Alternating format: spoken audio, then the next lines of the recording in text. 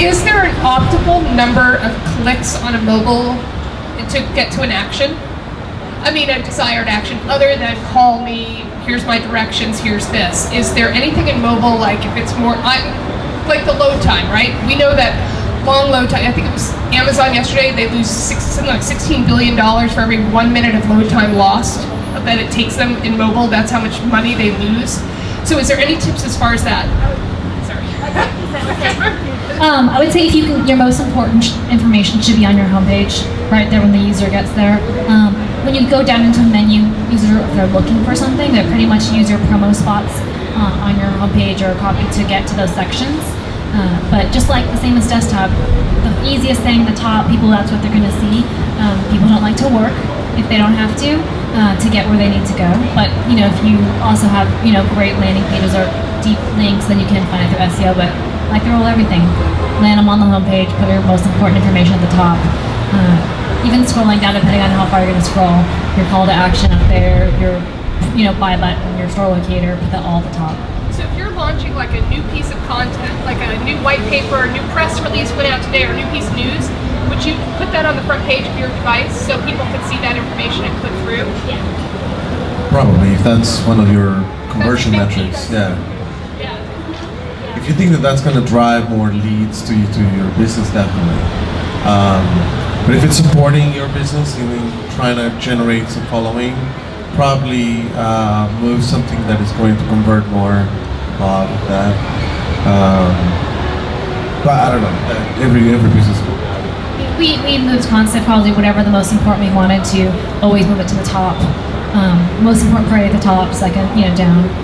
If you have a little bit smaller size, the larger it is, the more prominent, more people are gonna find that.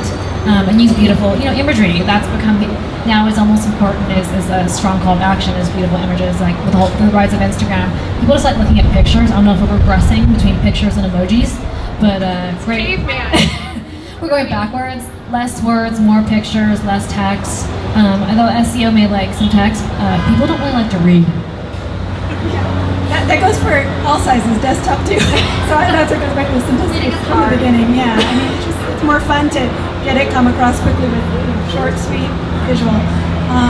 But assume everything is clickable, including the pictures. That's obviously a given, but sometimes people forget to make everything clickable, and it should be. Yeah. The same applies to desktops. Logos always take you back to your homepage. So if you get lost on your mobile site, go back to your logo, it gets you back to your homepage. Users are very comfortable with that experience. And just always remember that it should be clickable. Don't make the images static, make them all clickable.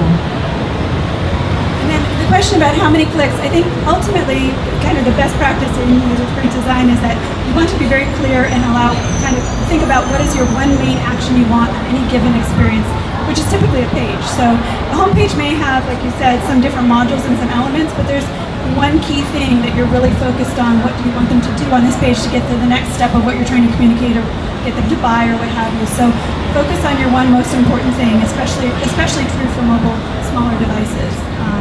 And that's really the key thing to always remember.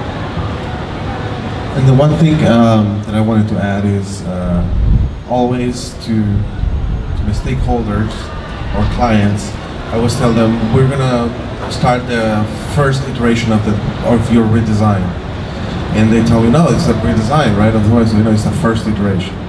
You always have to iterate. You always have to test new things. You always have to keep the website alive and updated and constant, and you have to keep track of these tests that you will do.